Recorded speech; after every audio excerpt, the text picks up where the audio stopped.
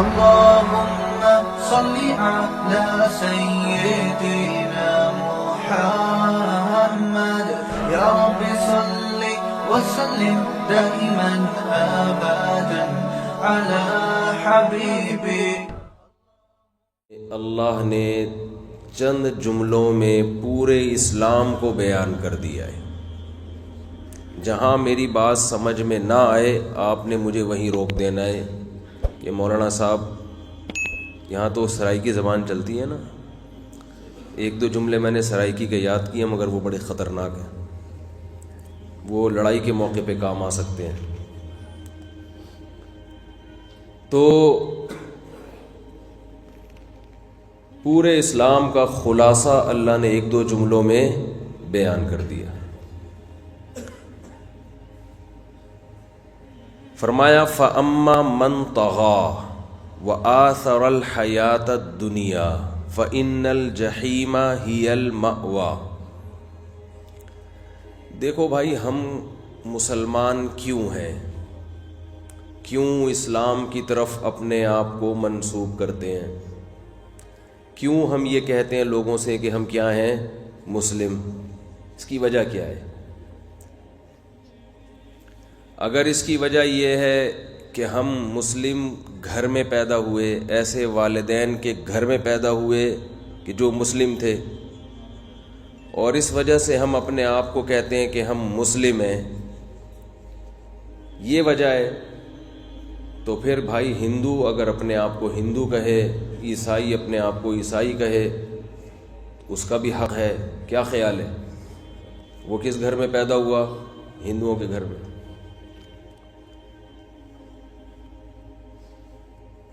اور اگر ہم اپنے آپ کو مسلمان اس لیے کہتے ہیں کہ اسلام کے کچھ بنیادی عقیدے ہیں, آپ بھی انہی عقیدوں کو مانتے ہو, چاہے اس لیے کہ آپ کے والدین مانتے تھے یا اس لیے کہ آپ کا اپنی تحقیق ہے,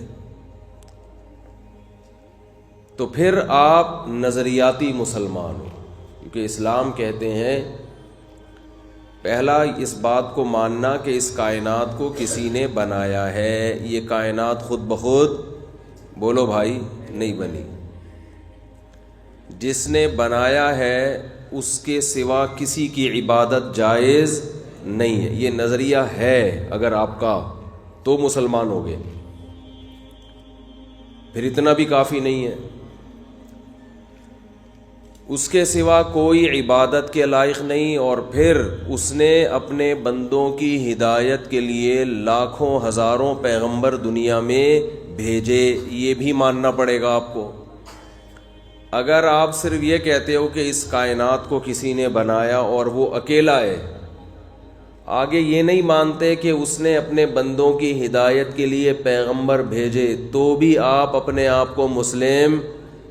بولنے پر گورنمنٹ نے پابندی نہیں لگائی نا, تو جملہ مکمل کرنا ہے. یعنی اللہ کو بھی مانتے ہو, اللہ کو ایک بھی مانتے ہو, اتنا بھی کافی. تو بول لینا نہیں ہے, بہت سے لوگ خاموش بیٹھے ہوئے ہیں, اتنا کافی نہیں ہے. بہت سے سائنسدان ایسے ہیں جو مانتے ہیں کہ اس کائنات کو کسی نے بنایا, اور جس نے بنایا وہ کیا ہے, تنہا ہے, اکیلا ہے, لیکن اس سے وہ مسلم نہیں بن جاتے. یہ ماننا پڑے گا کہ اس اللہ نے اپنے بندوں کی ہدایت کے لیے بہت سے پیغمبروں کو بھیجا. کتنی باتیں ہو گئی بھائی؟ نمبر لگائیں, 3 باتیں. پہلا, اس کائنات کو کسی نے بنایا ہے, خود سے نہیں بنی. بنانے والا اکیلا ہے, اس کے ساتھ کوئی شریک نہیں ہے. بنانے والے نے بہت سے پیغمبروں کو اپنے بندوں کی ہدایت کے لیے بھیجا. ایسا نہیں ہے کہ بنا کے اپنے بندوں کو ان کے حال پر چھوڑ دیا, ایسا نہیں ہے کہ بنا جو مرضی کرو. چوتھی بات, اس اللہ نے جن پیغمبروں کو بھیجا ان میں بعض پیغمبروں کو کتابیں بھی دیں. وہ کتاب اللہ کا کلام تھی, اس میں اللہ نے خود اپنے بندوں سے براہ راست بات کی ہے. یہ کتنے عقیدے ہو گئے؟ 4. اور ان کتابوں میں جو مشہور کتابیں ہیں وہ کتنی ہیں؟ 4. تورات حضرت بولیں بھائی کس پہ نازل ہوئی؟ لو بھیا موسیٰ علیہ السلام پر قرآن میں اللہ نے ذکر کیا. تو ہمارا ایمان ہے کہ موسیٰ کلیم اللہ تھے، کوہ طور پر ان کو نبوت ملی، اللہ براہ راست ان سے ہم کلام ہوتا تھا، اور اللہ نے ان کو بنی اسرائیل کی طرف پیغمبر بنا کر بھیجا، اور ان کو جو کتاب دی وہ ہدایت کی کتاب تھی، اور اس کا نام کیا تھا؟ تورات. زبور اللہ نے کس کو عطا فرمائی؟ داؤد علیہ السلام کو، یہ بھی بنی اسرائیل کے پیغمبر. انجیل اللہ نے کس کو عطا فرمائی؟ حضرت عیسیٰ علیہ السلام کو، یہ بھی اللہ کے سچے پیغمبر، بغیر باپ کے پیدا کیا اللہ نے اپنی قدرت سے. اور چوتھی کتاب قرآن، یہ کس پر نازل ہوئی؟ محمد صلی اللہ علیہ وسلم پر. تو یہ کون سا عقیدہ ہو گیا؟ نمبر 4. کائنات خود سے نہیں بنی، اللہ نے بنایا، وہ اکیلا ہے، یہ دوسرا عقیدہ. تیسرا اس نے پیغمبر بھیجے. چوتھا اس نے آسمانی کتابیں بھیجیں. 5واں عقیدہ پیغمبروں کا سلسلہ محمد صلی اللہ علیہ وسلم پہ اس نے ختم کر دیا. آپ کے بعد کوئی نبی نہیں ہے. اگر کوئی کہتا آئے گا تو وہ کچھ بھی ہو سکتا ہے، مسلم نہیں ہو سکتی ہے. میں کیوں بتا رہا ہوں؟ آپ کہوں گے ہم کو اسلام پڑھانے آئے ہیں مفتی صاحب، یہ تو سب کو پتہ ہے. مسئلہ یہ کہ نہیں پتہ. مسئلہ یہ ہے کہ آج مسلم کی ڈیفینیشن یہ ہے کہ شناختی کارڈ میں جس کا نام کیا لکھا ہوا ہو؟ مسلم. مذہب کے خانے میں کیا لکھا ہو؟ مسلم. تو اس کو لوگ سمجھتے ہیں مسلمان ہیں، حالانکہ ایسا نہیں ہے بھائی. کچھ بنیادی عقیدے ہوں گے تو مسلم کہلاؤ گے. شناختی کارڈ، اگر شناختی کارڈ میں اسلام لکھنا سے مسلم بن جاتا تو قیامت کے دن حساب و کتاب کے بجائے شناختی کارڈ دیکھے جاتے لوگوں کے.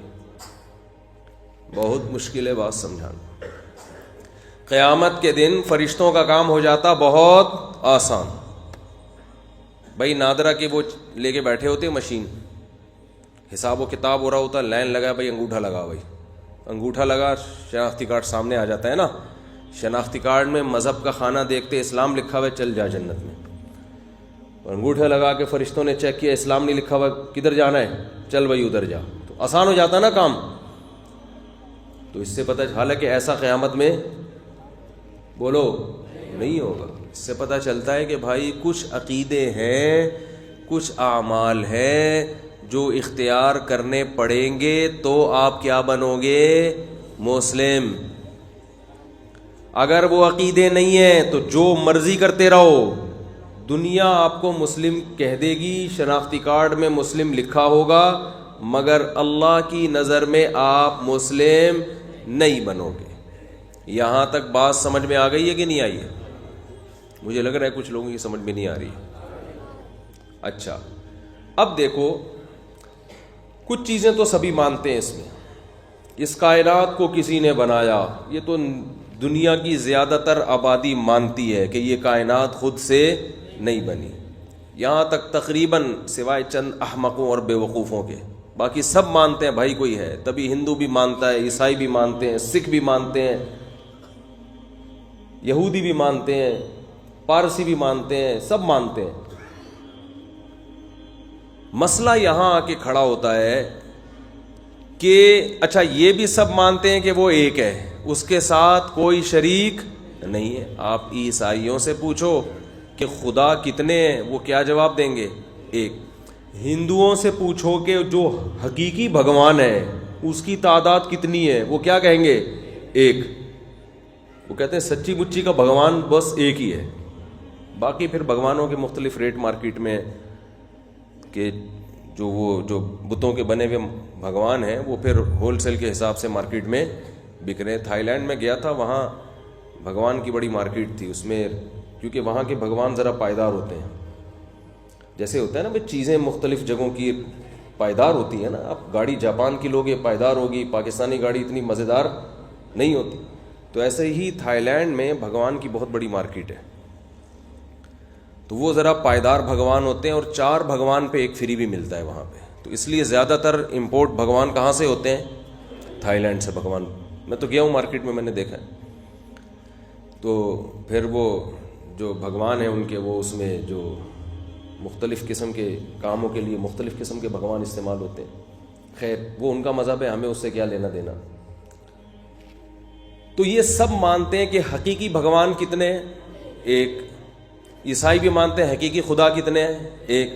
ہر ایک سے وَلَئِن سَأَلْتَهُم مَّنْ خَلَقَ السَّمَاوَاتِ وَالْأَرْضَ لَيَقُولُنَّ اللَّهُ، حتیٰ کہ مکہ کے مشرکین جو 360 بتوں کو پوجتے تھے، جب ان سے پوچھا جاتا کہ اس کائنات کو کس نے بنایا، وہ کہتے تھے صرف اللہ نے. یہ بت اللہ اس کائنات کو بنانے میں اللہ کے ساتھ شریک نہیں تھے. ان کو پتا تھا ان کو تو ہم نے اپنے ہاتھوں سے بنایا ہے، یہ کیسے بنا سکتے ہیں. تو اتنی کھوپڑی ان مشرکین میں بھی تھی. تو وہ اس کو مانتے تھے کہ خدا کتنے ہیں؟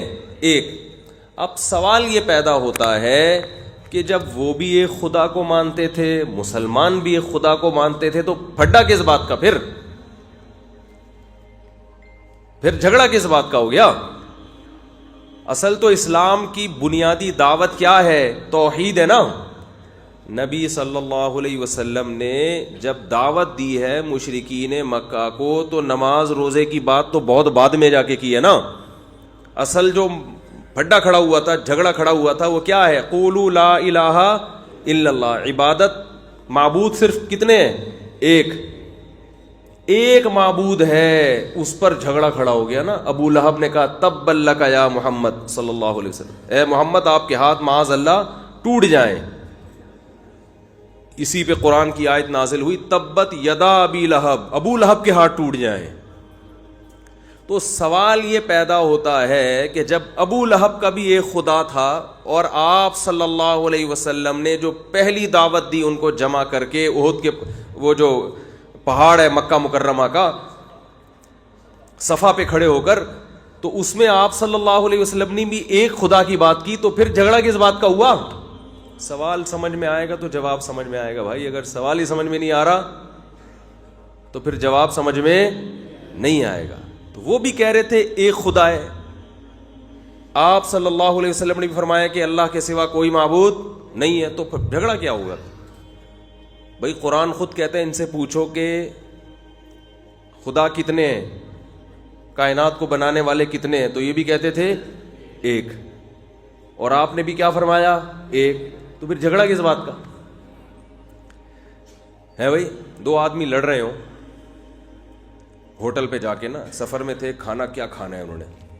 ایک کہہ رہے بریانی کھانی ہے، آج ہوٹل میں ہم کیا کھائیں گے؟ بریانی کا آرڈر کرو. دوسرا کہہ رہے نہیں بریانی کھانی ہے. ایک کہہ رہے نہیں تیری بات نہیں چلے گی، کیا کھانا ہے؟ بریانی کھانی ہے. دوسرا کہتا ہے نہیں میں تیری نہیں مانوں گا، بلکہ آرڈر پہ کھانے پہ کیا منگوانا ہے؟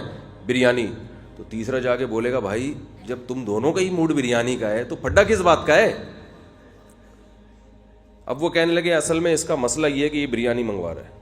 تمہارا کیا مسئلہ ہے؟ میرا مسئلہ یہ کہ میں بریانی منگوا رہا ہوں. تو یہ پاگل ہو جائے گا کہ نہیں ہو جائے گا تیسرا آدمی جو آیا ہے بھائی؟ تو جھگڑے کے لیے ضروری ہے کہ دونوں جھگڑے کرنے والوں کا دعویٰ الگ الگ ہو. ایک کہہ رہا ہے بریانی چاہیے تو دوسرا کیا کہہ رہا ہے؟ نہاری چاہیے. بریانی نہاری یہاں پنجاب میں نہیں چلتی ہے. نہیں یہاں بریانی نہاری کا لوگوں کو پتہ نہیں ہے. جس کو آپ بریانی کہتے ہو وہ اللہ کی قسم بریانی نہیں ہے. ہم کراچی والوں سے پوچھ لو، آپ اس کو بریانی مت کہو. یہ بریانی کے ساتھ توہین ہے. کئی دفعہ پنجاب میں ایسا ہوا ہے مفتی صاحب آج آپ کو کراچی والی بریانی کھلاتے ہیں. جب ہم نے کھائی ہم نے کہا یار اللہ کا واسطہ بریانی کی جو ڈکشنری میں تعریف لکھی ہوئی ہے اس کو چینج بولو بھائی. بس جو چلتی ہے پھر اس کو وہ والا نام دو جو چلتی ہے، اس کو بریانی مت کہو. دیکھو ہم کراچی کے ہیں، بریانی کے نام پہ مذاق برداشت نہیں کرتے. صحیح ہے نا؟ بریانی اور نہاری کے نام پہ ہمیں مذاق برداشت نہیں ہے. خیر یہ مذاق کی بات ہے، اس کو سیریس نہ لیں. تو یہ تو میں درمیان میں تھوڑا سا آپ کو فریش رکھنے کے لیے نا، تاکہ جو بات دماغ میں اتارنا چاہ رہا ہوں وہ اتر جائے. تو اب خوب سمجھو کہ نبی صلی اللہ علیہ وسلم نے مشرکین مکہ سے کہا لا الہ الا اللہ، اللہ کے سوا کوئی معبود نہیں ہے۔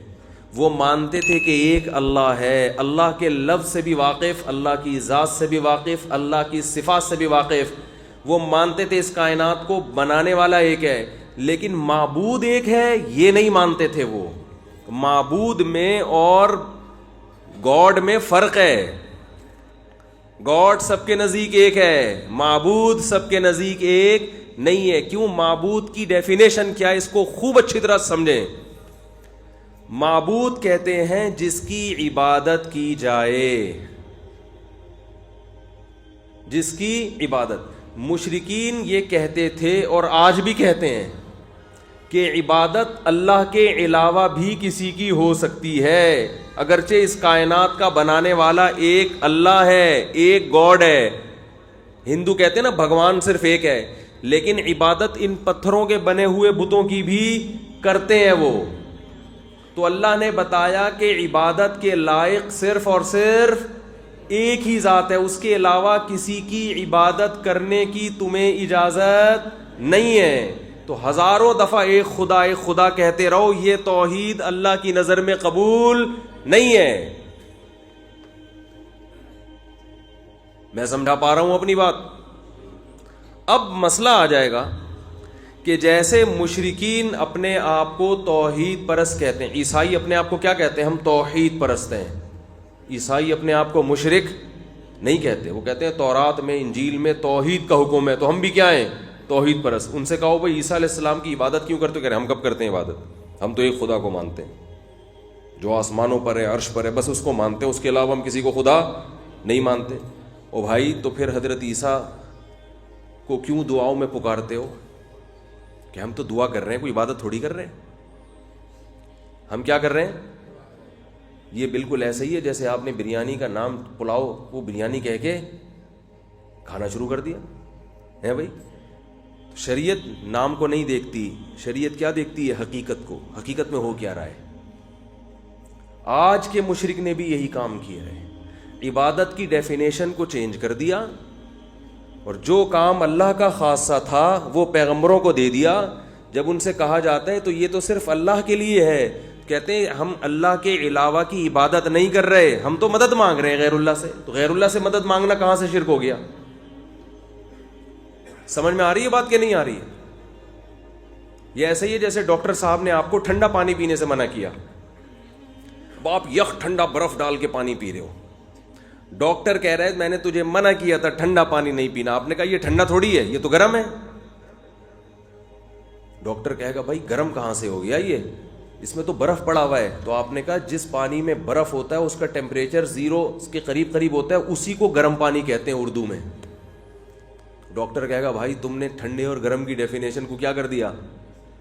چینج کر دیا۔ تم جو پانی چولہے پہ ابل رہا ہو اس کو اپنی زبان میں ٹھنڈا کہتے ہو، اور جو پانی جس کا ٹیمپریچر کم ہو اس کو اپنی زبان میں کیا کہتے ہو؟ گرم۔ تو تم نے لغت کو چینج کر دیا، اس سے حقیقت میں جو ٹھنڈا ہے وہ گرم نہیں بنے گا، اور جو گرم ہے وہ ٹھنڈا نہیں بنے گا، اور جو ٹھنڈے کے نقصانات ہیں وہ حاصل ہوں گے چاہے اس پہ گرم کا لیبل لگا کے پیو۔ اب ٹھنڈا یخ پانی، اس پہ آپ نے بوتل پہ لکھ دیا گرم پانی اور آپ پی رہے ہو، تو نزلے میں کیا فائدہ ہوگا اس سے؟ ہے بھائی؟ تو بالکل یہی حال مشرک نے کیا۔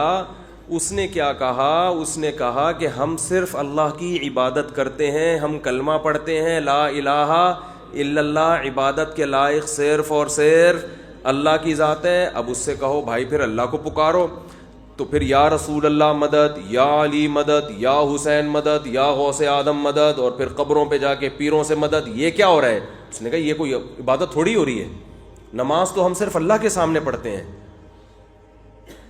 ہم تو ان کو پکار رہے ہیں اپنی مشکلات میں، تو مشکل میں کسی کو پکارنا یہ کوئی عبادت تھوڑی ہے۔ پھر وہ کہتے ہیں دیکھو اگر یہ عبادت ہے تو آپ ہیلپ لائن فون کیوں کرتے ہو؟ پھر جب آپ کو کوئی مشکل آتی ہے تو پولیس کو پکارتے ہو نا۔ یہ ایگو تو بند کر دو میرے بھائی۔ تو جب آپ کو کوئی مشکل پیش آتی ہے تو پولیس کو مدد کے لیے اس کا نام ہی ہیلپ لائن، وہ لائن جس سے آپ کو مدد ملے گی۔ وہ الگ بات ہے نہ ملے، وہ پھر پولیس والوں کا مسئلہ ہے، لیکن وہ لائن جس سے مدد ملنی چاہیے، تو کہتے ہیں جب پولیس والوں کو مدد کے لیے پکارا جا سکتا ہے تو اللہ کے نبی کو یا بزرگوں کو، غوث اعظم کو مدد کے لیے کیوں نہیں پکارا جا سکتا؟ فرق کیا ہے اسے؟ میں سمجھا پا رہا ہوں اپنی بات؟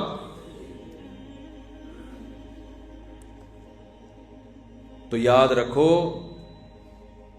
اللہ تعالی کو جو پکارا جاتا ہے یا پیغمبروں کو جو پکارا جاتا ہے وہ پکار الگ نوعیت کی ہے، پولیس کو جو پکارا جاتا ہے وہ پکار الگ قسم کی ہے۔ دونوں پکار میں فرق ہے، ایک پکار عبادت ہے، دوسری عبادت نہیں ہے۔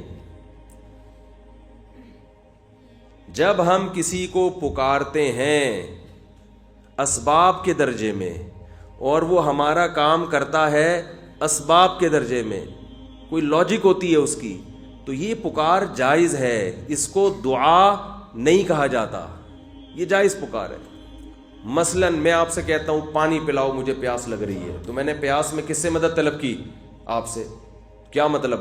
اب آپ ٹانگوں سے چل کے جاؤ گے، اب آپ نل کا کھولو گے، پانی گلاس میں نیچے گرے گا، پھر آپ چلتے ہوئے واپس آؤ گے۔ تو یہ سارے کام اسباب کے دائرے میں ہو رہے ہیں، وہ اسباب جو اللہ نے زمین میں جو نظام بنایا ہوا ہے نا، اس نظام کے تحت ہو رہے ہیں، سسٹم کے تحت ہو رہے ہیں۔ تو جو مدد اس سسٹم کے تحت ہوگی اس مدد کو دعا نہیں کہا جاتا، اور جو مدد اس سسٹم سے ہٹ کر ہوگی اس کو کیا کہا جاتا ہے؟ دعا، بغیر سبب کے۔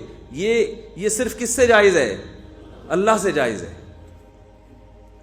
قرآن میں اللہ کا ارشاد ہے، سورہ فاتحہ میں بار بار حکم دیا، ایاک نعبد، اے اللہ ہم تیری ہی عبادت کرتے ہیں، وایاک نستعین، اور صرف تجھ سے مدد طلب کرتے ہیں۔ تو اگر پولیس سے مدد طلب کرنا اور اللہ سے مدد طلب کرنا ایک ہی جیسا ہوتا، ایک ہی طرح کی مدد ہوتی، تو پھر ہم یوں کیوں کہتے اللہ صرف تجھ سے مدد طلب کرتے ہیں؟ اس سے پتہ چلتا ہے کہ جو اللہ سے مدد طلب کی جاتی ہے وہ اور قسم کی ہے، اور پولیس سے جو مدد طلب کی جاتی ہے وہ الگ قسم کی ہے۔ یہ دو قسموں میں فرق کرنا ضروری ہے۔ آج کے مشرکین نے دونوں قسموں کو گڑمڑ کر دیا ہے اور شرک کے دروازے کھول دیے ہیں۔ تو ایک مدد ہوتی ہے اسباب کے تحت، آپ بیمار تھے، ڈاکٹر کے پاس گئے، شادی ہو گئی، 10 سال ہو گئے، اولاد نہیں ہو رہی، حکیم کے پاس جاتے ہیں نا کہ بھئی اولاد چاہیے۔ کیا مطلب؟ اسباب کے تحت وہ کوئی طاقت کی دوا دے گا جس سے اولاد کے جرثومے بڑھ جائیں گے، عورت میں بانجھ پن ہے اس کا علاج کرے گا۔ یہ چیزیں جو اللہ نے دنیا میں اسباب پیدا کیے ان کے تحت ہیں کہ نہیں ہیں؟ یہی وجہ ہے کہ اسباب سے ہٹ کے وہ آپ کی مدد نہیں کرے گا۔ مثال کے طور پر آپ 90 سال کے ہو گئے اور آپ کی بیگم کی عمر 99 سال، بلکہ آپ کو 99 کر لیتا ہوں، بیگم کو 90 پہ لے آتا ہوں، پھر مثال صحیح بنے گی نا۔ آپ ہو گئے 99 کے اور بیگم ہو گئی 90 سال کی، اولاد نہیں ہو رہی۔ اب آپ حکیم کے پاس جاؤ، بھائی اولاد نہیں ہو رہی، کوئی دوا مل جائے گی؟ حکیم کہے گا میں خدا بولو نہیں، بڑھاپے میں کوئی دوا کام نہیں آتی۔ ڈاکٹر کے پاس گئے، ڈاکٹر صاحب میری عمر 99 سال ہے اور بیگم صاحبہ کی عمر 90 سال ہے، بانجھ ہے، وہ ویسے بھی بانجھ ہے اور اب بوڑھی بھی ہو، اتنی عمر میں تو بانجھ نہیں بھی ہو تو بھی نہیں ہوتی اولاد، تو ڈاکٹر صاحب کوئی ایسی کوئی دوا کھلا دیں کہ ہمارے ہاں کیا ہو جائے؟ اولاد ہو جائے۔ ڈاکٹر کیا کہے گا؟ بھائی میں بھگوان بولو نا، نہیں ہوں، میں خدا نہیں ہوں، میں کوئی اللہ تھوڑی ہوں۔ بھائی یہ پاسبل ہی نہیں ہے، ممکن ہی نہیں ہے۔ جو دنیا میں اللہ نے اسباب پیدا کیے ان کے تحت بڑھاپے میں اولاد ممکن نہیں ہے۔ لیکن حضرت زکریہ علیہ الصلاۃ والسلام اللہ کی چوکھٹ کو کھٹکھٹایا اور کیا فرمایا؟ واشتعل الرأس شیبا، اے اللہ انی وہن العظم منی، اے اللہ میری ہڈیاں کمزور ہو چکی ہیں۔ واشتعل الرأس شیبا، سر کے بال سفیدی میں ایسے بھڑک رہے ہیں جیسے آگ بھڑکتی ہے۔ ایک تو بال سفید ہوتے ہیں نا تھوڑے ملے جلے، ایک ہوتا ہے بالکل جب ایسے سفید ہوتے ہیں کہ آنکھیں ٹکانا مشکل ہو جاتا ہے ان کے اوپر، یہ مکمل بڑھاپا جب آتا ہے۔ واشتعل الرأس شیبا، بڑھاپے میں سر کے بال بالکل سفید۔ وامرأتی عاقر، اور میری بیوی بانجھ بھی ہے، بڈھی بھی ہے، ولم اکم بدعائک ربی شقیا، اے اللہ لیکن تیری رحمت سے نا امید نہیں ہوں۔ اب اس موقع پر حضرت زکریہ علیہ السلام جو مدد طلب کر رہے ہیں، یہ والی مدد طلب کرنا یہ دعا کہلاتا ہے، کیونکہ یہ اسباب کے تحت نہیں آتی۔ ایسے موقع پہ اگر کوئی کسی حکیم سے جا کے کہے گا کہ مجھے اولاد دے دو، تو پہلے اس سے مطلب پوچھا جائے گا، کیا مطلب کوئی دوا مانگ رہے؟ کہہ رہے ہیں نہیں، دوا کے ذریعے تو ممکن نہیں ہے، اس حکیم کو کچھ ایسی طاقتیں ملی ہوئی ہیں کہ بس یہ یوں کرے گا اولاد ہو جائے گی۔ اس کا مطلب یہ اس حکیم کو خدا کا شریک سمجھتا ہے، یہ اس سے دعا مانگ کر اس کی عبادت کر رہا ہے۔ بہت مشکل ہے بات سمجھانا بھائی، بہت مشکل۔ دیکھو عبادت کسے کہتے ہیں؟ عبادت کہتے ہیں کہ کسی کی تعظیم میں کسی کی ایسی تعظیم کرنا، یہ سمجھ کے کہ یہ جس کی میں تعظیم کر رہا ہوں نا، یہ اسباب سے ہٹ کر مجھے نقصان بھی پہنچا سکتا ہے اور مجھے نفع بھی پہنچا سکتا ہے، عبادت کہا جاتا ہے۔ اس تعظیم کو کیا کہا جاتا ہے؟ عبادت۔ مثال کے طور پر دیکھو، آپ اپنے والد کے سامنے دو زانوں بیٹھو، آپ تمیز سے، یہ عمل عبادت کہلائے گا؟ نہیں، یہ تعظیم تو ہے لیکن عبادت نہیں ہے۔ لیکن اتحیات میں ہم دو زانوں اللہ کے سامنے اسی انداز سے بیٹھتے ہیں، یہ ایسی تعظیم ہے جو کیا ہے؟ عبادت ہے۔ یہی عمل اللہ کے سامنے عبادت کہلائے گا، ابا کے سامنے صرف ادب تمیز۔ سمجھ رہے؟ نماز میں جو ہم سجدہ کرتے ہیں، یہ سجدہ صرف تعظیم نہیں ہے، ایسی تعظیم جس میں عبادت کا عنصر ہے۔ لیکن یہی سجدے کا حکم اللہ نے فرشتوں کو حکم دیا، کس کو کرو؟ آدم کو۔ یوسف علیہ السلام کے بھائیوں نے کس کو کیا؟ یوسف علیہ السلام کو کیا نا۔ تو وہ سجدہ عبادت نہیں تھا، اگر ہوتا تو اللہ اپنے علاوہ کسی اور کو کرنے کی اجازت نہیں دیتا۔ دونوں سجدوں میں فرق کیا ہے بھائی عمل تو بالکل ایک جیسا ہے، فرق کیا ہے؟ اصل میں جب ہم اللہ کے سامنے سر جھکاتے ہیں تو یہ سوچ کے جھکاتے ہیں کہ ہم اس کی تعظیم کر رہے ہیں جو ہمیں فائدہ اور نقصان پہنچانے میں کسی سبب کا محتاج نہیں ہے۔ جب فرشتوں نے آدم کو سجدہ کیا تو ان کے ذہن میں یہ تصور نہیں تھا، یہ محض ایک رسپیکٹ تھی، عزت تھی جو کسی کو دی جاتی ہے۔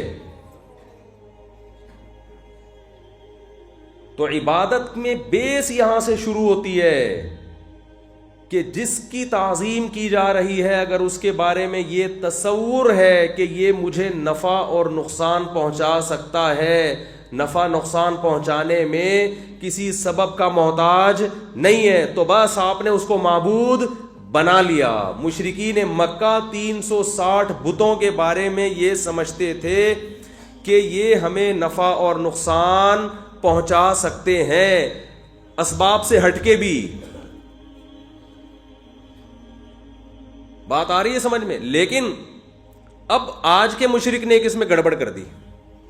جب آج کے مشرک سے کہا جاتا ہے تم ان لوگوں کو کیوں پکارتے ہو، تم یہ سمجھتے ہو کہ یہ وہاں بیٹھے بیٹھے ہماری مدد کر دیں گے جہاں پر ہے یہ، اور مدد میں کسی سبب کے محتاج نہیں ہے، تو تم نے تو ان کو اللہ بنا لیا۔ کہتے نہیں، اللہ نہیں بنایا ہم نے، بلکہ ہم یہ کہتے ہیں کہ اللہ جب مدد کرتا ہے تو خود سے کرتا ہے، اور یہ بزرگ جب ہماری مدد کریں گے تو اللہ کے دیے ہوئے اختیارات کی وجہ سے کریں گے۔ یہ اللہ نے ان کو کیا دے دیے ہیں؟ اختیارات۔ میں سمجھا پا رہا ہوں اپنی بات؟ تو یہ بھی بات کو کیا کیا ہے؟ گھمایا ہے۔ اس لیے کہ مشرکین مکہ جو شرک کیا کرتے تھے، اس شرک میں یہ نہیں تھا کہ یہ بت خود سے کرتے ہیں، ان کا یہ خیال تھا کہ یہ بزرگوں کی بنائی ہوئی مورتیاں ہیں، اللہ نے خوش ہو کر ان مورتیوں کو اختیارات دے دیے ہیں، لہذا اب یہ اللہ کے حکم سے کرتے ہیں جو کچھ ہماری مدد کر رہے ہیں، اللہ نے ان کو اختیارات دے دیے ہیں۔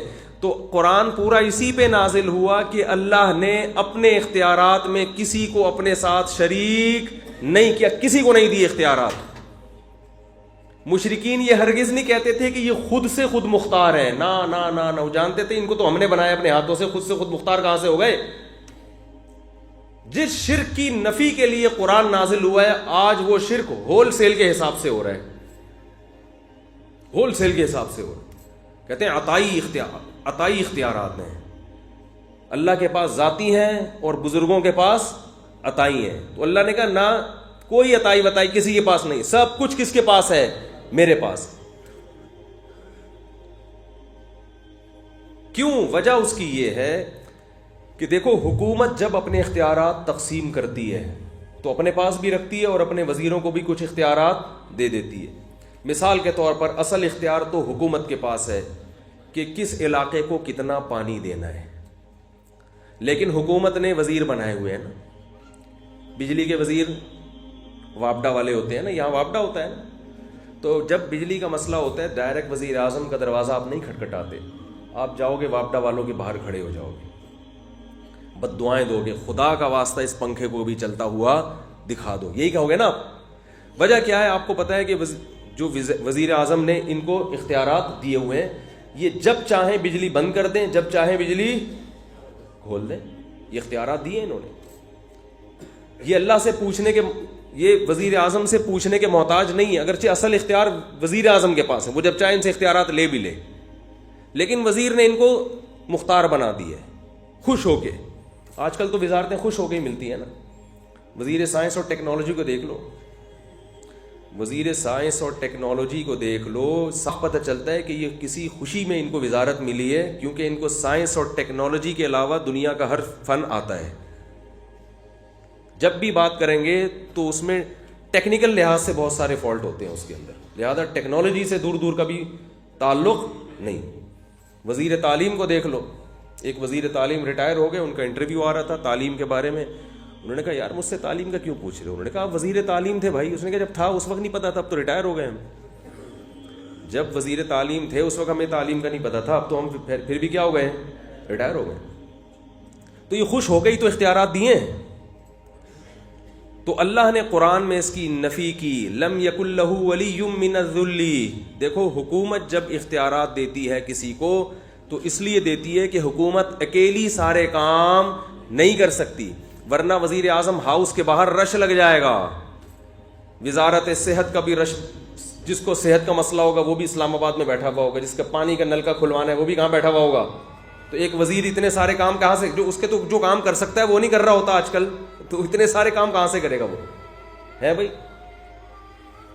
تو اتنے سارے کام اکیلا انسان کر نہیں سکتا, اس لیے اس کو اپنے اختیارات بانٹنے پڑتے ہیں. تو اللہ فرماتے ہیں کہ میں تمہارے دنیا کے بادشاہوں کی طرح نہیں ہوں, ایک ہی وقت میں اربوں کھربوں لوگوں کی فریاد سنتا ہوں, ہر ایک کی فریاد سمجھتا ہوں اور ہر ایک کی بگڑی بنا سکتا ہوں. لہذا مجھے اپنے اختیارات میں کسی پیغمبر کو, کسی فرشتے کو, کسی ولی کو, کسی بزرگ کو شریک کرنے کی ضرورت نہیں ہے, مجھے ضرورت ہی نہیں ہے. انتم الفقراء الی اللہ, اے لوگو تم سب کے سب اللہ کے در کے فقیر ہو. واللہ هو الغنی الحمید, اکیلا اللہ ہے جس کو کسی کی ضرورت نہیں ہے, سب محتاج ہو. تو یاد رکھو یہ اسلام کا بنیادی عقیدہ ہے کہ عبادت کے لائق بولو صرف اللہ ہے, اور اللہ کے سوا کسی کو پکارنا جائز نہیں ہے. صرف اللہ کو. کیا ہوا؟ تو بھئی اذان تو ان کا ہیڈک ہے نا, وہ آپ کا ہیڈک تھوڑی ہے. اذان ہونے والی ہے کیا؟ تو 10 منٹ میں بیان ختم کروں؟ اچھا, میں سمجھا کہ 5 منٹ میں رہ گئے, کیا مسئلہ ہے پتہ نہیں. تو یہ اختیارات اللہ نے کسی کو بولو بھائی نہیں دیے. بعض لوگ کہتے ہیں اس پر شرک پر جتنے اعتراضات ہوتے ہیں نا توحید پر, میں سارے اعتراضات اٹھا کے اس کا جواب دوں گا آپ کو. کہ بعض لوگ یہ کہتے ہیں کہ اگر اللہ تعالیٰ نے پیغمبروں کو اختیار نہیں دیے تو قرآن میں آتا ہے کہ جبریل علیہ السلام نے حضرت مریم کو بیٹا ہبہ کیا. بارشیں اللہ کس کے ذریعے برسواتا ہے؟ فرشتوں کے ذریعے, ہے نا. فرشتے یہ کام بھی کرتے ہیں, فرشتے یہ کام بھی کرتے ہیں, یہ بھی کرتے ہیں. تو جب اتنے سارے کام فرشتوں کو اللہ نے اختیارات دیے ہوئے ہیں تو پیغمبروں کا مقام تو فرشتوں سے بڑھ کر ہے بھائی. کیا خیال ہے بھائی؟ تو یہ آپ خوب اچھی طرح سمجھ لیں کہ کسی سے کام لینا الگ بات ہے، کسی کو کسی کام کا اختیار دے دینا الگ بات ہے۔ اس کی مثال ایسے ہے جیسے آپ قلم سے جب تحریر لکھتے ہیں تو قلم سے کام تو لیتے ہیں لیکن لکھنے کا اختیارات قلم کے پاس بولو بھائی نہیں ہوتے۔ آپ نے کسی سے خط لکھوانا ہے، پہلے زمانے میں لوگ خط لکھوایا کرتے تھے نا، کیونکہ اتنے آداب آتے نہیں تھے، نور چشمی اور پتہ نہیں کیا کیا اس میں لکھا ہوتا تھا نا، تو لوگ کاتب کے پاس جاتے تھے، بھائی اپنے بیٹے کو خط لکھ رہا ہوں، اپنے ابا کو خط لکھ رہا ہوں، ذرا لکھ۔ تو کاتب سے کہتے تھے نا بسم اللہ لکھ، اب یہ لکھ، خداوند کریم سے خیریت مطلوب، خیریت مقصود کے بعد عرض ہے کہ خداوند کریم سے امید ہے کہ آپ کی خیریت سے ہوں گے، بعد از خیریت جناب کی خدمت میں عرض ہے کہ وہ جو بھی القابات لگوا دے۔ تو آپ کس سے کہتے ہو؟ قلم سے کہتے تھے کہ بھائی تو لکھ، کیونکہ لکھتا کون ہے؟ اصل میں تو قلم لکھتا ہے۔ آپ کس سے کہو گے؟ کاتب سے، حالانکہ کاتب خود نہیں لکھ رہا، قلم سے کام لے رہا ہے، لیکن آپ کو پتہ ہے کہ قلم اس کے ہاتھ میں مجبور ہے، ایک نقطہ بھی اپنی مرضی سے نہیں لگا سکتا، جدھر کو گھمائے گا ادھر کو گھومے گا۔ ساری زندگی چیختے رہو گے نا قلم کو کہ لکھ، قلم کہے گا بھائی جب تک کوئی کاتب اٹھا کے مجھے گھمائے گا نہیں، میرے اندر لکھنے کی طاقت نہیں ہے۔ اسی وجہ سے کاتب سے لکھوایا جاتا ہے، مدد کاتب سے طلب کی جاتی ہے، قلم سے نہیں کی جاتی، اس کو نہیں پکارا جاتا۔ تو اللہ تعالیٰ نے اس کائنات میں بہت سارے کام اپنے فرشتوں سے لیے ہیں اور لیتا ہے، لیکن وہ ایسے جیسے فرشتے ایسے اللہ کے ہاتھ میں مجبور ہوتے ہیں جیسے قلم کس کے ہاتھ میں؟ کاتب کے ہاتھ میں۔ ایسے فرشتوں پر اللہ کا کنٹرول ہے، جدھر کو چاہے گھما دیں اللہ اس کو، حکم دیتے ہیں جا بھائی، موت کے فرشتے کہتے ہیں اس کی جا کے موت روح قبض کر کے لے آ۔ اب یہ نہیں کہہ سکتے کہ موت کے فرشتے کو اختیار ہے جب چاہے آپ کو موت دے دے، جب چاہے آپ کو حیات دے دے، وہ نہیں دے سکتا۔ وہ ریموٹ کنٹرول کی طرح جائے گا، جس کو مارنا ہوگا اس کو مار کے آ جائے گا۔ یہی وجہ ہے کہ زندگی موت کے فرشتے سے نہیں مانگی جاتی، کس سے مانگی جاتی ہے؟ اللہ سے۔ آپ یہ نہیں کہتے اے موت کے فرشتے تو نکل جائے یہاں سے، کیا خیال ہے؟ کہتے ہو؟ بھائی اللہ سے دعا مانگتے، کیونکہ فرشتہ تو اللہ کے ہاں مجبور ہے۔ جبکہ مشرک کا یہ عقیدہ ہے کہ اللہ پیغمبروں سے جو کام لیتے ہیں تو کیا مطلب اللہ نے خوش ہو کے پیغمبروں کو بھی اختیارات دے دیے، اختیار دے دیے، پیغمبر جو چاہے کرتے رہیں۔ تو اللہ فرماتے ہیں ایسا کوئی اختیار میں نے کسی کو نہیں دیا۔ اس پر ایک اور اشکال ہوتا ہے کہ قرآن مجید میں آتا ہے کہ جبریل علیہ السلام حضرت مریم کے پاس آئے اور حضرت مریم نہانے کے لیے تنہائی اختیار کیے ہوئے تھیں، تو دیکھ کے گھبرا گئیں کہ یہ کوئی مرد ہے، تو انہوں نے فرمایا کہ نہ میں انسان نہیں ہوں، انما انا رسول ربک، میں تیرے رب کا بھیجا ہوا فرشتہ ہوں، لِأَهَبَ لَكِ غُلَامًا زَكِيًّا، میں اس لیے آیا ہوں تاکہ تجھے ایک پاکیزہ بچہ گفٹ میں دے دوں، ہبہ کر دوں۔ تو آج کے مشرکین یہ کہتے ہیں کہ جب فرشتے کو یہ اختیار ہے کہ وہ بچہ کسی کو گفٹ کر دے تو پیغمبر کو یہ اختیارات کیوں نہیں ہیں؟ وہ تو فرشتوں سے بھی اونچے ہیں، لہذا وہ بھی دے سکتے ہیں، اور بابے بھی دے سکتے ہیں، اور پیر و مرشد بھی دے سکتا ہے۔ سمجھا پا رہا ہوں اپنی بات؟ اس کا جواب سمجھے اچھی طرح سے۔ دیکھو قرآن مجید میں بعض دفعہ کسی شے کی طرف نسبت ہوتی ہے مجازی، حقیقی نسبت نہیں ہوتی ہے، کوئی ذریعہ بن جائے نا اس کی طرف بھی نسبت کر دی جاتی ہے۔ میں اس کی ایک مثال دیتا ہوں لوگوں کو۔ آپ جب دعوت میں جاتے ہو، آپ کہتے ہو کوئی آپ سے پوچھا آپ نے کیا کھایا، آپ کہا بھائی میں تو پلاؤ کی 3 پلیٹیں کھا گیا۔ کیا کھا گیا؟ تو کھانے کی نسبت آپ پلیٹوں کی طرف کر رہے ہو، حالانکہ پلیٹیں آپ اگر کھاؤ گے تو آئندہ کوئی آپ کو دعوت میں کبھی بھی نہیں بلائے گا، بولے گا بندہ تو پوری پلیٹیں غائب کر دیتا ہے یار۔ کوئی پوچھ رہا ہوتا ہے کتنی ڈشیں کھائی، بھائی میں تو صرف 2 ڈشیں کھائی میں نے تو۔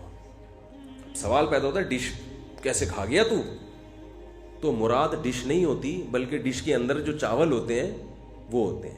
ایک پلیٹ بریانی ہوتی ہے، پلاؤ ہوتی ہے، پلاؤ کھا گیا، لیکن پلاؤ اور اس پلیٹ کا گہرا رشتہ ہے، تو مجازن نسبت کر دی جاتی ہے کس کی طرف؟ پلیٹ کی طرف۔ آپ کہتے ہو یار میری گاڑی پنچر ہو گئی ہے، میں بھی تھوڑی دیر میں آؤں. گاڑی تھوڑی پنچر ہوئی، گاڑی کا ٹائر پنچر ہوا ہے نا، تو ٹائر کو بیچ سے ہٹا کے درمیان نسبت کدھر کر دی؟ گاڑی کی طرف. تو ایسے ہی بعض دفعہ مجازی طور پر پیغمبر یا فرشتے کی طرف نسبت کر دی جاتی ہے. جبریل نے پھونک ماری، ہرگز جبریل نے اولاد نہیں دی. جبریل کو اللہ نے کسی کو اولاد دینے کا اختیار دیا ہی نہیں ہے. اللہ کے پاس ہے اختیار. اللہ نے جبریل سے کہا جا کے پھونک مارو، میں اپنی طاقت اور قدرت سے حمل ٹھہرا دوں گا، اپنی طاقت اور قدرت سے حمل ٹھہرا دوں گا. تو یہ اللہ کا کام تھا. مجازن نسبت کس کی طرف کی گئی ہے؟ جبریل کی طرف. مجازن، حقیقت نہیں ہوتا ایسے. بعض مشرکین یہ کہتے ہیں کہ بھائی تم کہتے ہو کہ پیغمبر کو اختیارات نہیں ہے، تو پیغمبر نے تو چاند کے 2 ٹکڑے کیے، یہ اسباب کے تحت آتا ہی ہے. ارے یہاں بیٹھے بیٹھے انگلی کے اشارے سے چاند کے 2 ٹکڑے کرنا کوئی سائنٹیفک لاجک ہو سکتی ہے اس کی؟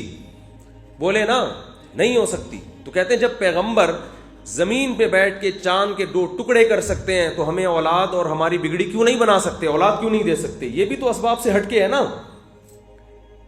جب موسیٰ علیہ السلام لاٹھی کو سانپ بنا سکتے ہیں، اژدہا بنا سکتے ہیں، عیسیٰ علیہ السلام مردوں کو زندہ کر سکتے ہیں.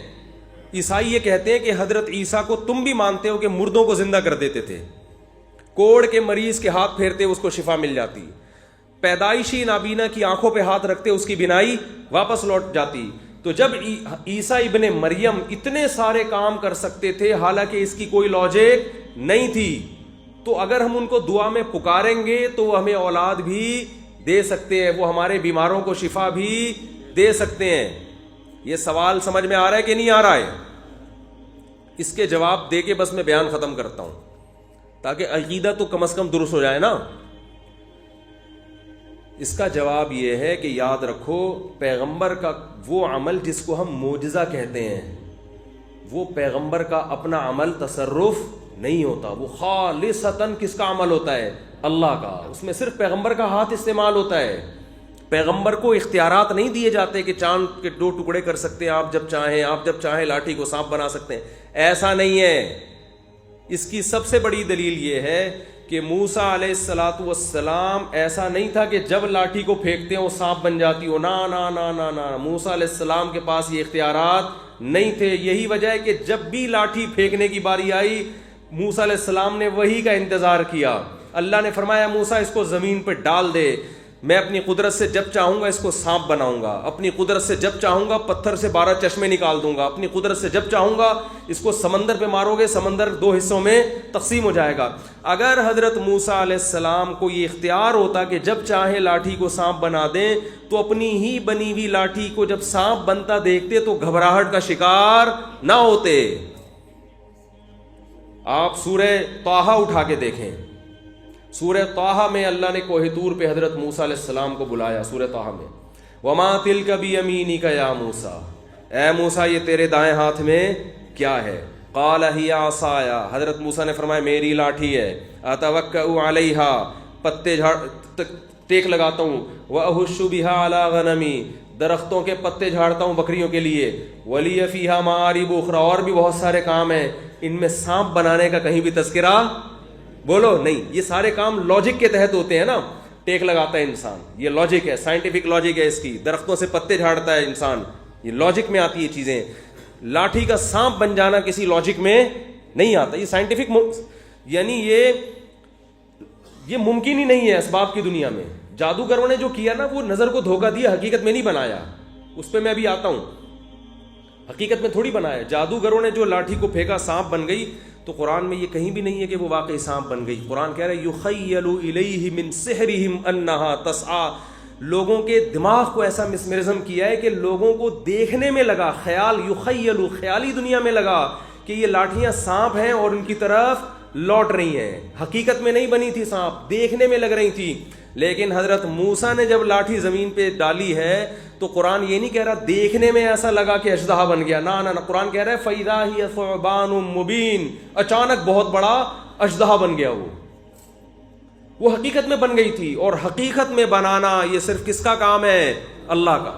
تو موسیٰ علیہ السلام نے جب لاٹھی کے بارے میں اللہ کو بتایا کہ اس سے پتے جھاڑتا ہوں، یہ کرتا ہوں، وہ کرتا ہوں، تو اللہ نے فرمایا القھا یا موسیٰ، اے موسیٰ ذرا اسے زمین پہ ڈال. اگر اختیارات ہوتے تو حضرت موسیٰ کہتے اللہ مجھے پتہ ہے میں جب چاہوں لاٹھی کو کیا بنا سکتا ہوں، سانپ۔ اللہ نے فرمایا ڈال زمین پہ۔ حضرت موسیٰ نے زمین پہ ڈالا ہے، فَإِذَا هِيَ حَيَّةٌ تَسْعَىٰ، سانپ بن کے دوڑنے لگی۔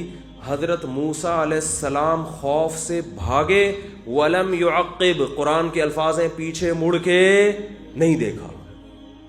اگر لاٹھی کو سانپ اپنے اختیار سے بنا رہے ہیں اور پھر سانپ کو دوبارہ لاٹھی اپنے اختیار سے، تو جو چیز اپنے اختیار میں ہوتی ہے اس سے انسان خوف زدہ نہیں ہوتا، خود پریشان ہی ہو کیا رہا ہے۔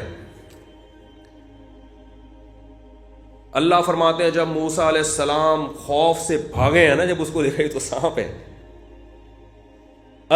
قال یا موسیٰ، اللہ فرماتے ہم نے موسیٰ سے کہا اقبل ولا تخف، موسیٰ واپس پلٹ، اے موسیٰ واپس پلٹ، ولا تخف، خوف مت کر، سنعیدها سیرتها الاولی، اس سانپ کو تو پکڑے گا ہم اسے اپنی پرانی حالت پہ واپس لوٹا دیں گے۔ یہ نہیں کہ تجھے ہم اختیارات دے رہے ہیں کہ اب جب چاہے اس کو سانپ بنا دے اور جب چاہے اس کو کیا بنا دے، لاٹھی بنا دے، ہم اس کو دوبارہ اپنی پرانی حالت پر لے آئیں گے، وہی لاٹھی بن جائے گی جس سے تو بکریوں کے پتے جھاڑتا ہے۔ آپ کہہ سکتے ہیں کہ یہ تو فرسٹ ٹائم تھا نا، یہ تو پہلی دفعہ ایسا ہو رہا تھا، تو اس وقت موسیٰ علیہ السلام کو نہیں پتا تھا اللہ نے اختیارات دیے ہیں؟ ہو سکتا ہے اس وقت پہلی دفعہ اللہ نے یہ ٹریننگ کروا دی، اب حضرت موسیٰ کو پتہ چل گیا کہ اب میرے پاس یہ رائٹ، مجھے یہ رائٹ ہے کہ اب میں جب چاہوں گا اپنی مرضی سے لاٹھی کو کیا بناؤں گا، سانپ بناؤں گا، اور جب چاہوں گا سانپ کو دوبارہ کیا بنا دوں گا، لاٹھی۔ تو یہ اس لیے غلط ہے کہ آئندہ جب کبھی لاٹھی کو سانپ بننا ہوا ہے، حضرت موسیٰ علیہ السلام نے اللہ کی پرمیشن کا انتظار، وہی کا انتظار۔ جادوگروں کا مقابلہ ہو رہا ہے، کئی دفعہ حضرت موسیٰ لاٹھی کو سانپ بنتا دیکھ چکے ہیں، فرعون کے پاس گئے، زمین پہ ڈالا، لاٹھی سانپ بن گئی، بہت دفعہ یہ معجزہ ہوا ہے۔ اس کے باوجود جب جادوگروں سے مقابلہ ہو رہا ہے، قرآن کے الفاظ ہیں ادھر ہزاروں جادوگر، اور انہوں نے لاٹھیاں زمین پہ ڈالی، وہ ہزاروں سانپ بن کر حضرت موسیٰ کی طرف دوڑنے لگی۔ یہاں حضرت موسیٰ لاٹھی لے کے کھڑے ہوئے اکیلے، اور آپ کے ساتھ حضرت ہارون۔ قرآن کہہ رہے فَأَوْجَسَ فِي نَفْسِهِ خِيفَةً موسیٰ، یہاں بھی موسیٰ کے دل میں کیا ہوا، خوف، یہ میرا ہوگا کیا، اتنے سارے سانپ میرے پہ حملہ کریں گے، میں تو بچوں گا ہی نہیں، میں تو ہار گیا مقابلہ۔ بھائی اگر اختیارات ہوتے تو کہتے کوئی بات نہیں، میرے پاس تو یہ بڑا زبردست سجدہ ہے، تو جب چاہوں گا بنا دوں گا۔ نا نا نا نا نا نا، قرآن کہہ رہے قلنا لا تخف، یہاں بھی اللہ نے فرمایا موسیٰ گھبرا مت، انک انت الاعلی، آج مقابلہ تو جیتے گا، وَأَلْقِ مَا فِي يَمِينِكَ، تیرے دائیں ہاتھ میں جو لاٹھی ہے نا اس کو کیا کر دے، زمین پہ ڈال دے، تلقف ما صنعوا، جتنا جادو ہے نا یہ ایک نوالے میں یہ سانپ کیا، تیرا جو سانپ ہے یہ کیا کرے گا، نگل لے گا اس کو۔ تو بھائی معجزہ پیغمبر کے اختیار میں نہیں ہوتا، خالصتاً کس کا عمل ہے، یہ اللہ کا۔ اور کرامت جو بزرگوں کی ہے یہ بھی بزرگ کے اختیار میں نہیں ہوتی، یہ بھی خالص کس کا عمل ہے، اللہ کا ہے۔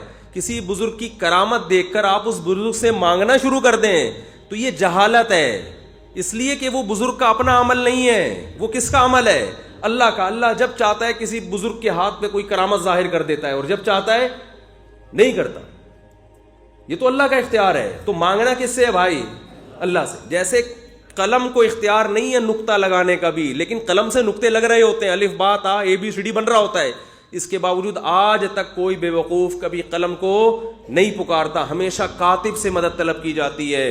تو پیغمبروں کے معجزے دیکھ کر یا ولیوں اور بزرگوں کی کرامتیں دیکھ کر ان بزرگوں سے مانگنا شروع کر دینا، ان پیغمبروں سے مانگنا شروع کر دینا، یہ ایسے ہی حماقت کا کام ہے جیسے آپ کسی کمپوزر کو دیکھو کہ کمپیوٹر پہ ٹائپ کر رہا ہے تو آپ نے کمپوزر کے بجائے کمپیوٹر سے مطالبات کرنا شروع کر دی۔ کمپیوٹر کے پاس گیا، یار بھائی تو میرے لیے ایک خط تو لکھ دے۔ کمپیوٹر کہے گا بھائی کی بورڈ نکال، بٹن دبا، جو بٹن دبائے گا وہ لکھ کے سامنے بولو آ جائے گا۔ تو میرے بھائی اب توحید سمجھ میں آ رہی ہے؟ سمجھ میں آ رہا ہے کہ اللہ کے علاوہ عبادت کا مطلب کیا ہے؟ کسی کو پکارنا اپنی حاجات میں یہ عبادت ہے، اور یہ صرف کس کے ساتھ جائز ہے؟ اللہ کے۔ تبھی قرآن میں جگہ جگہ ہے وَمَن يَدْعُ مَعَ اللَّهِ إِلَٰهًا آخَرَ، جو اللہ کے ساتھ کسی کو پکارے گا، جو اللہ کے ساتھ کسی کو پکارے گا فَإِنَّمَا حِسَابُهُ عِنْدَ رَبِّهِ، اس کا حساب کس کے ذمے ہے؟ اللہ کے ذمے۔ اللہ نے یہ نہیں کہا کہ جو اللہ کے سوا کسی کو پکارے گا، نا نا نا نا نا، مشرکین اللہ کے ساتھ پکارتے ہیں، اللہ کے علاوہ نہیں پکارتے۔ جتنے دنیا میں مشرک پائے جاتے ہیں اللہ کو بھی پکارتے ہیں اور اللہ کے علاوہ کو بھی پکارتے ہیں۔ اللہ کہتے ہیں کہ مجھے ہی پکارا جائے گا، میرے علاوہ اور میرے سوا کا آپشن تمہارے پاس نہیں ہے۔ تبھی قرآن میں جو سورہ فاتحہ میں ہم پڑھتے ہیں ایاک نعبد، اے اللہ صرف تیری عبادت کرتے ہیں، وایاک نستعین، تجھ ہی سے مدد طلب کرتے ہیں۔ اس آیت کے جتنے ترجمے جس زبان میں بھی آپ دیکھ لیں، انگلش میں بھی، اردو میں بھی، فارسی میں بھی، سرائکی میں بھی، پنجابی میں بھی، سب کا ترجمہ کیا ہے کہ صرف تجھی سے۔ اس کا مطلب نہیں ہم تجھے پکارتے ہیں، تجھ ہی سے مدد طلب کرتے ہیں، تجھ ہی سے، تیرے علاوہ کسی اور سے مدد نہیں طلب کرتے۔ ایک آخری سوال کر کے میں اپنے بیان کو ختم کرتا ہوں۔ میں بھائی بات سمجھا پا رہا ہوں اپنی؟ آخری سوال، جو لوگ یہ کہتے ہیں کہ اللہ کے علاوہ بھی اللہ نے اختیارات دیے ہوئے ہیں، پیغمبروں کو، ولیوں کو، بزرگوں کو اللہ نے اپنے اختیار سے دیے ہوئے ہیں، ان کے بارے میں 20 سال سے تقریباً 15-16 سال ہو گئے ہوں گے، میرا خیال ہے ایک سوال میرا یوٹیوب پہ گھوم رہا ہے، اس کا مارکیٹ میں کوئی جواب نہیں دے رہا۔ وہ سوال یہ ہے کہ اگر اللہ نے اپنے محبوب بندوں کو کچھ اختیارات دیے ہوئے ہیں تو وہ یا تو ٹوٹل اتنے وہ اختیارات یا تو محدود ہوں گے یا لامحدود ہوں گے۔ بات آ رہی ہے سمجھ میں؟ یا تو وہ محدود ہوں گے یا لامحدود۔ اگر آپ کہتے ہیں وہ لامحدود ہیں، سب کچھ دیا ہوا ہے، تو پھر اللہ کو کب پکاریں اور ان بزرگ یا پیغمبر کو کب پکاریں؟ کیونکہ جب سارے اللہ نے دے ہی دیے ہیں تو پھر اللہ کو پکارنے کی ضرورت ہے کیا؟ دیے اس لیے نا تاکہ ان کو پکارو بھائی۔ ارے وزیر اعظم اگر آپ کو یہاں واپڈا کا کسی کو چیئرمین بنا دیتے ہیں تو اس لیے کہ میرے گھر پہ آنے کے بجائے کہاں جاؤ؟ ادھر جاؤ نا، بھاولپور میں جو واپڈا کا تمہارا جو آفس ہے وہاں جاؤ نا بھائی، ادھر اسلام آباد کیوں آ رہے ہو ڈائریکٹ؟ تو اللہ نے اگر پیغمبروں کو اختیارات دیے لامحدود، جیسے کہ اللہ کے اختیارات بھی کیا ہیں؟ لامحدود، تو پیغمبر بھی اگر مختار کل ہیں، ہر چیز کے اختیارات دیے ہیں، تو پھر دعا کس وقت اللہ سے مانگی جائے گی اور کس وقت پیغمبر سے؟ کوئی ساری زندگی پیغمبر سے ہی مانگتا رہے، اللہ سے کبھی بھی نہ مانگے، تو اس میں کوئی حرج ہے؟ اگر حرج ہے تو کیوں ہے بھائی؟ جب دیے ہیں تو اسی لیے دیے نا کہ مانگو، ان سے مانگو، میں نے خوش ہو کے ان کو اختیارات دے دیے۔ اور کوئی ساری زندگی صرف اللہ سے ہی مانگے، پیغمبر سے نہ مانگے، تو سوال پیدا ہو جائے مانگنا ہی نہیں تھا تو اللہ نے ان کو اختیارات دیے کیوں؟ اور پھر اللہ اور پیغمبر میں فرق کیا ہو گیا؟ جب ساری طاقتیں اللہ کی بھی ہیں اور پیغمبر کی بھی ہیں تو دونوں کی طاقت برابر ہو گئی نا۔ آپ کہہ سکتے ہو ان کی ذاتی ہے، ان کی عطائی ہے، تو عطائی بھی ہے لیکن ہو تو برابر گئی نا، اختیارات تو برابر ہو گئے۔ تو اگر آپ یہ کہتے ہو کہ نہیں لامحدود نہیں ہے بلکہ وہ اختیارات کیا ہیں؟ محدود ہیں، اللہ سے کم ہے، اللہ نے دیے ہیں مگر وہ کیا ہیں؟ محدود ہیں، لمٹ ہے ان کی کوئی۔ تو وہ جو لمیٹڈ اختیارات ہیں وہ معلوم ہیں یا مجہول ہیں؟ معلوم اور مجہول کہتے ہیں کہ وہ اختیارات اللہ نے اپنے بندوں کو بتا دیے کہ میں نے یہ 20 اختیارات مثال کے طور پر یہ والے جو ہیں یہ 20 ٹوٹل میں نے ان کو دیے ہیں، یا 20,000 دیے ہیں، یا 20 لاکھ دیے ہیں، لیکن وہ 20 لاکھ اللہ نے بتا دیے کہ یہ والے ہیں۔ اس کو کہتے ہیں معلوم، اور مجہول کا مطلب ہیں تو مگر ہمیں پتہ نہیں ہے کہ کون کون سے ہیں، اس کو کیا کہتے ہیں؟ مجہول۔ جیسے دیکھو نا، ایک آدمی بیٹھا ہوا ایک دکان میں، آپ کو پتہ ہے یہ کوئی پڑھا لکھا ہے، اس کو کچھ وہ چیزیں آتی ہیں جو ہمیں نہیں آتی، لیکن کیا آتا ہے یہ پتہ ہی نہیں آپ کو، تو کوئی فائدہ ہے اس کے پاس جانے کا؟ بھائی ہو سکتا ہے یہ ڈاکٹر ہو سکتا ہے یہ کوئی میکینک ہو سکتا ہے یہ کوئی بہت بڑا انجینئر ہو، تو اختیارات تو ہیں اس کے پاس، صفات تو ہیں، لیکن ہمیں پتہ نہیں ہے کیا ہے کوئی بڑا فنٹر، لیکن ہمیں پتہ نہیں کہ یہ ہے کیا، تو فائدہ ہے کچھ؟ تو اللہ نے جو ولیوں کو، پیغمبروں کو اختیارات دیے ہیں یا تو لامحدود دیے ہوں گے یا کیا ہوں گے؟ محدود، کچھ ہوں گے وہ، تو وہ کچھ یا تو معلوم ہوں گے یا مجہول۔ مجہول کا مطلب ہمیں پتہ ہی نہیں ہے کہ کون کون سے ہیں۔ تو اگر ہمیں پتہ ہی نہیں ہے تو پھر کیسے ہم ان کو پکاریں گے؟ ہمیں پتہ ہی نہیں کہ اولاد دینے کا ان کو اختیار ہے یا نہیں ہے بھائی؟ بگڑی بے روزگار کو روزگار دینے کا اختیار ہے یا نہیں، یہ تو ہمیں پتہ ہی نہیں ہے۔ جو مجہول اختیارات ہوتے ہیں ان کا کوئی فائدہ ہوتا ہے؟ ارے ایک آدمی وزیر ہے، لیکن آپ کو پتہ نہیں کس چیز کا وزیر ہے یہ. تو آپ کو یہی نہیں پتہ چلے گا کہ میں اس کے پاس تعلیم کے لیے جاؤں, صحت کے لیے جاؤں, بجلی کا کھمبا لگوانا ہے اس سے جا کے میں نے, یا نلکا کھلوانا ہے. جب تک پتہ نہیں چلے گا تو فائدہ کیا ہوگا اختیار دینے کا. پولیس بلوائے بھائی, یہ بہت مشکل کیس ہے, ان کی سمجھ میں نہیں آ رہی بات. تو مجہول ہیں یا کیا ہے, معلوم ہے. اگر مجہول ہیں تو پھر فائدہ نہیں ہے. اگر معلوم ہے تو لسٹ پیش کریں کون سے بزرگ کو کون کون سے اختیارات دیے. اگر پیغمبر کو اللہ نے دیے تو اس کی لسٹ پیش کریں کہ یہ والے دیے ہیں, یہ والے نہیں دیے. قیامت آ جائے گی, کسی مشرک کے پاس اس سوال کا جواب نہیں ہے. وہ یہ نہیں بتا سکتا کہ پیغمبر کو کون کون سے اختیارات اللہ نے دیے. تبھی وہ مبہم دعویٰ کرتا ہے کہ مختار کل ہیں, سب کچھ کا اختیار دے دیا ہے. تو بھائی اگر سب کچھ کا دیا ہے تو پھر کب کس چیز میں ہم نے اللہ سے دعا مانگنی اور کس چیز میں ہم نے پیغمبر سے؟ جب سارے اللہ نے پیغمبروں کو بھی دے دیے ہیں, جب اولاد کا بھی پیغمبر کو اللہ کے پاس بھی, تو پھر اللہ سے کب اولاد مانگے اور پیغمبر سے کب مانگے, یا دونوں سے ہی مانگے؟ ان باتوں کا میرے بھائی کسی کے معذرت کے ساتھ کسی کے فادر کے پاس بھی کوئی جواب, ویسے تو اردو میں کہتے ہیں کسی کے باپ کے پاس بھی جواب نہیں, لیکن تھوڑی سی ابیوز لینگویج ہوئے گی نا, یہ کسی کے ڈیڈی اور پاپا کے پاس اس کا جواب بولو بھائی نہیں, کسی کے پاس. اس لیے تبھی عیسائیت جو ہے نا, شرک کر کے کرتے ایسے اندھیروں میں پھنس چکے ہیں کہ اب نکلنا چاہتے بھی ہیں تو نکل نہیں سکتے.